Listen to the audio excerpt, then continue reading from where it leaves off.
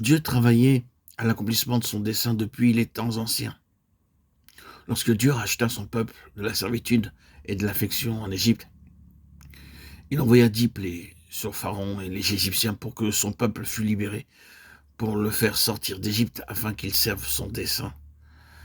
Dieu convoqua Moïse sur le mont Horeb pour une durée de 40 jours et 40 nuits. C'est là qu'il lui donna le modèle du tabernacle et lui accorda une révélation supplémentaire concernant le dessein dans lequel il avait arraché son peuple à l'Égypte. L'Éternel dit qu'il me fasse un sanctuaire afin que j'habite parmi eux. Exode 23:8. Le peuple oublia le besoin de Dieu et le grand dessein qu'il avait pour eux, et ils se préoccupèrent uniquement de leurs problèmes et de leurs épreuves. Ils continuèrent ainsi à vivre dans la défaite, la honte et la stérilité. Au cours des siècles, Dieu suscita de nombreux prophètes chargés de leur transmettre sa parole afin de leur rappeler le dessein glorieux pour lequel il les avait appelés et rachetés. Il dut leur envoyer des épreuves et des afflictions pour accomplir ce dessein en eux et à travers eux. De la même manière, le Seigneur révèle le dessein qu'il avait formé, lui, pour son Église. Il faut qu'il fasse passer ses rachetés par de nombreux feux d'affinage, avant que soit achevée son œuvre de les édifier ensemble en une demeure éternelle, qu'il se destine à lui-même.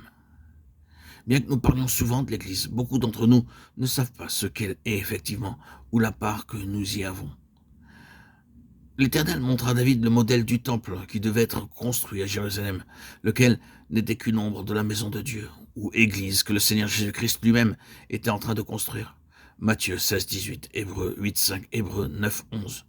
Dieu parla à Moïse sur la montagne pour le libérer des façons humaines de concevoir son dessein. Il fit passer David par les difficultés, les afflictions et les batailles pour le délivrer de la sagesse et les idées humaines concernant son dessein. À l'époque de Josué, le peuple de Dieu faillit à son devoir en ne chassant pas les Jébusiens de Jérusalem.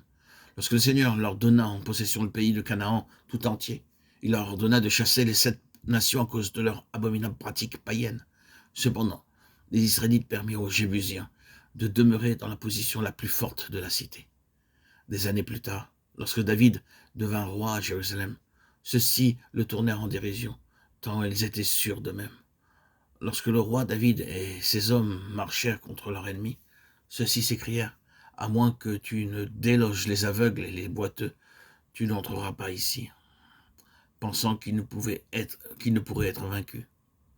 Le dessein de Dieu était de faire chasser les Jébusiens, et c'est pourquoi il accorda la victoire à David et à ses hommes. 2 Samuel 5, 1-10.